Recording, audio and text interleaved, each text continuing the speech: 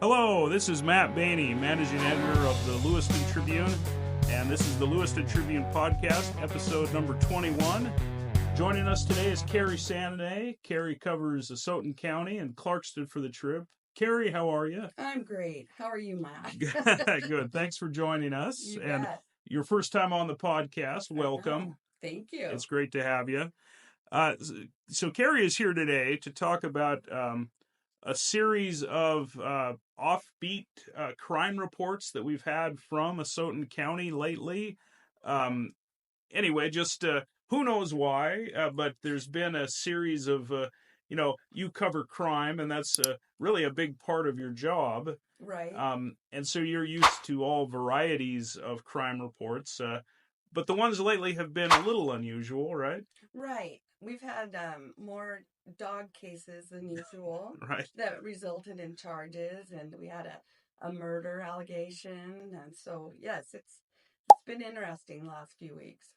Maybe take us through some of those that we've been noticing lately, and just tell us a little bit about maybe those two dog cases. Can you tell us about those? One was a dog bit a police officer and got put in a 10-day quarantine in the Clarkston Pound shelter, and the owner of the dog wanted her dog back and somehow removed the dog from the shelter. And the police were driving by a Walmart about a month later, and they saw her and the dog. I believe name was, what was that? Archer.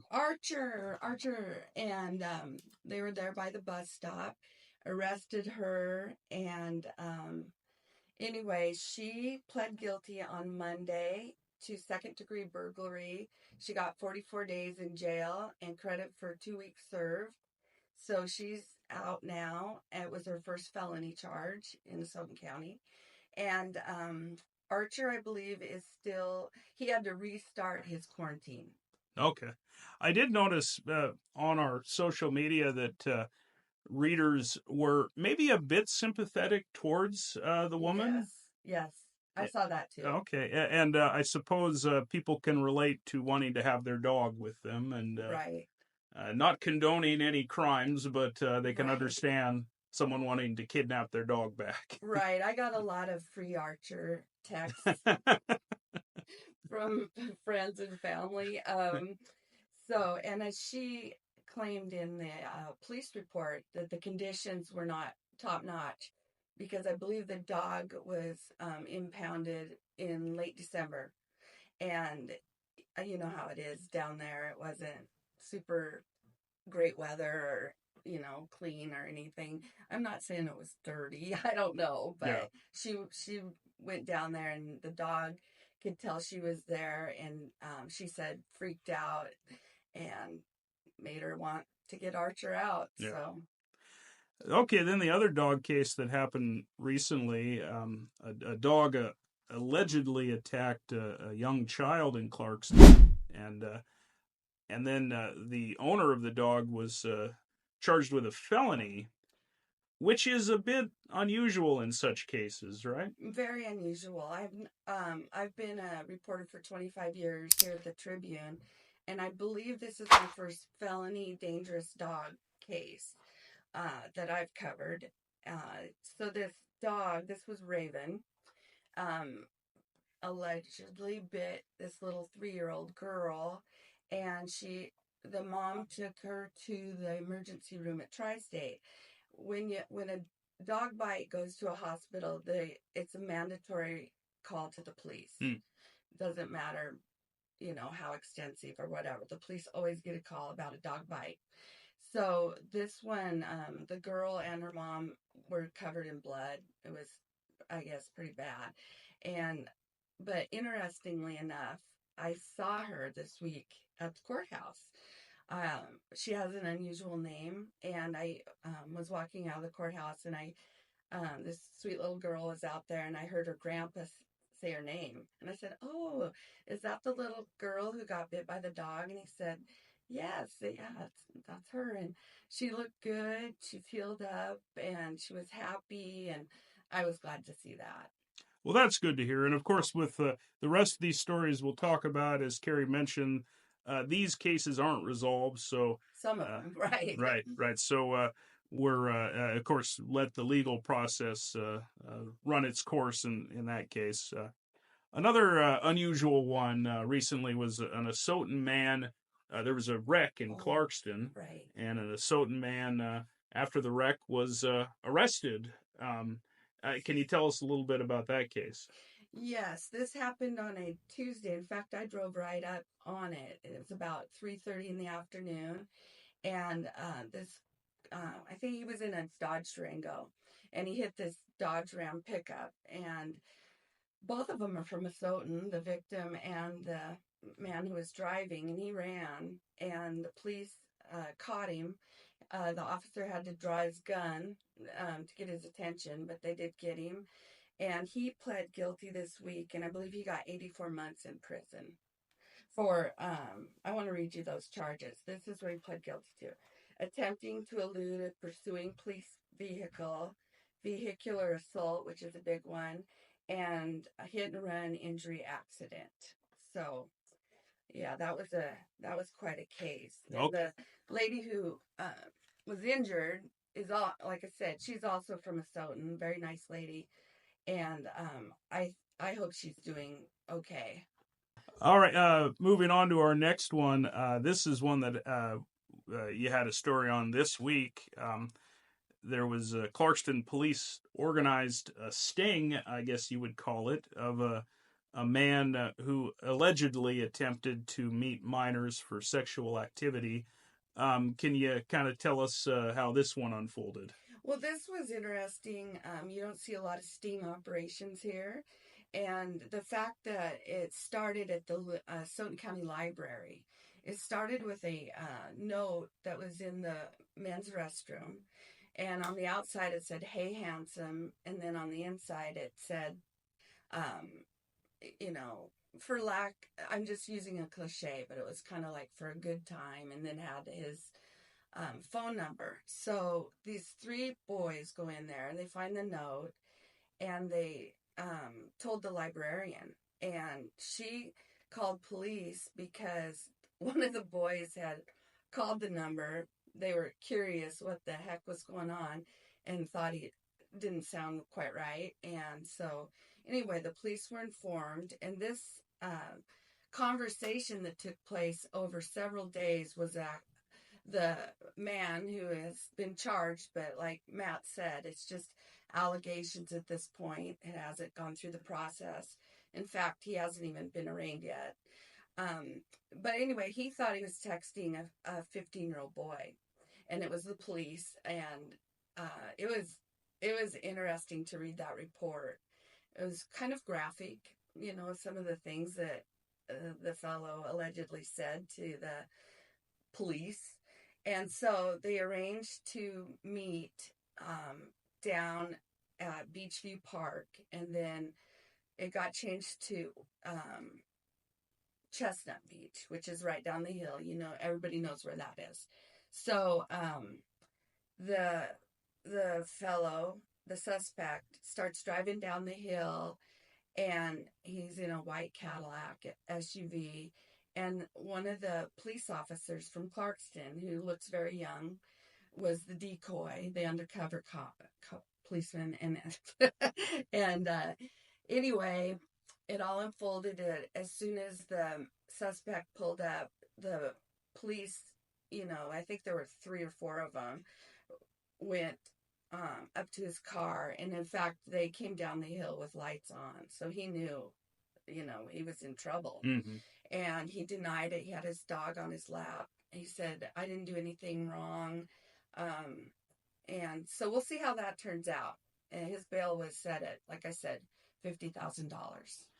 And interesting that the Clarkston police organized this, for lack of a better term, sting. And that's, of course, you see that in the movies and on TV. Right.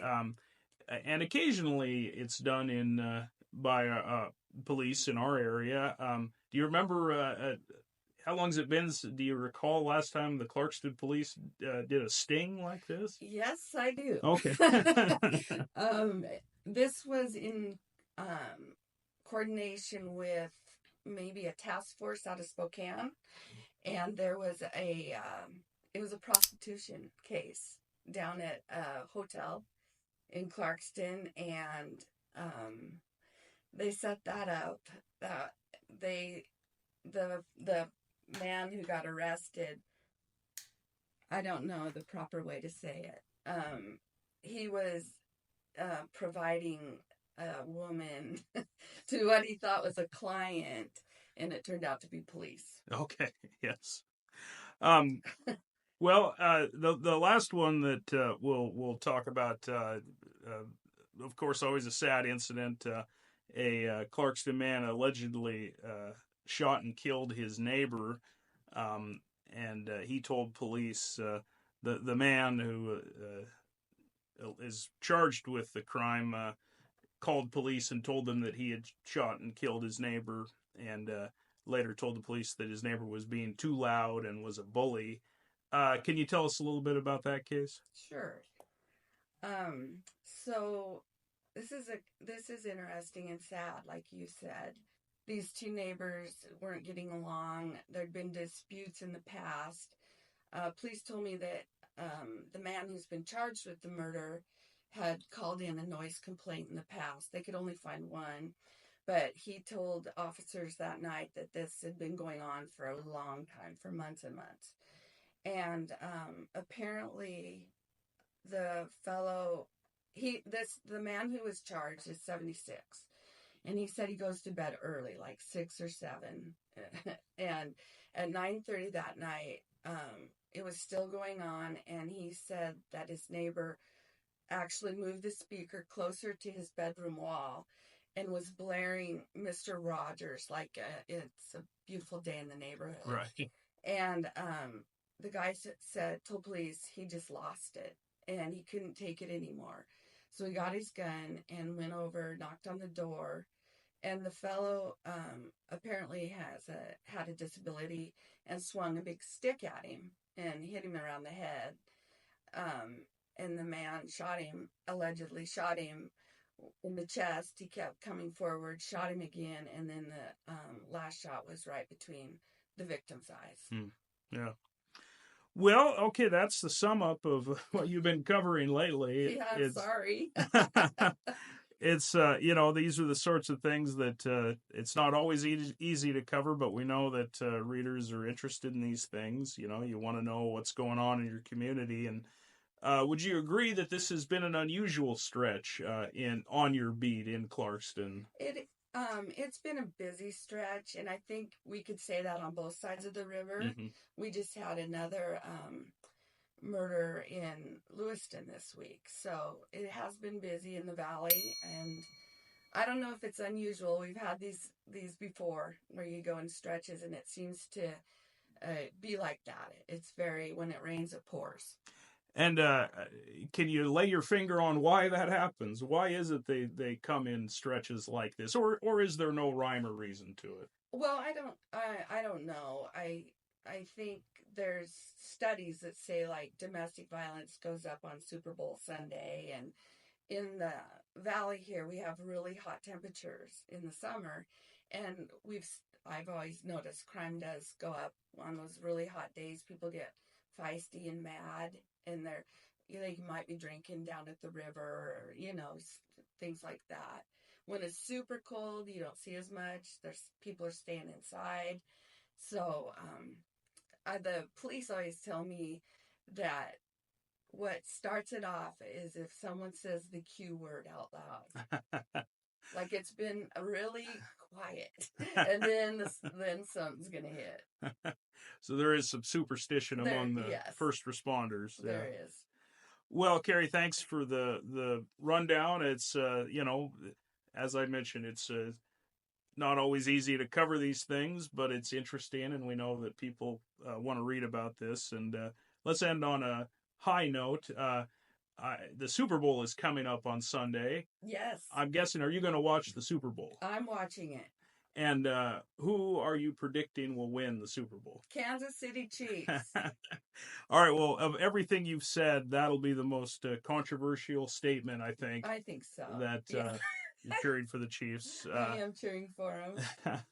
Well, and I say Kansas City by a field goal. It's hard to imagine them not coming through in this game. And maybe the bigger thing, will Taylor Swift and Travis Kelce get engaged at the end of the game? Do you think there's a chance of that? I don't think they would do that. But, I haven't talked to Taylor this week or Travis. They've been so busy.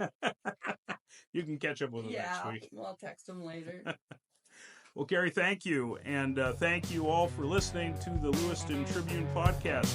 We'll be back next week with a new topic. Until then, we'll talk to you then.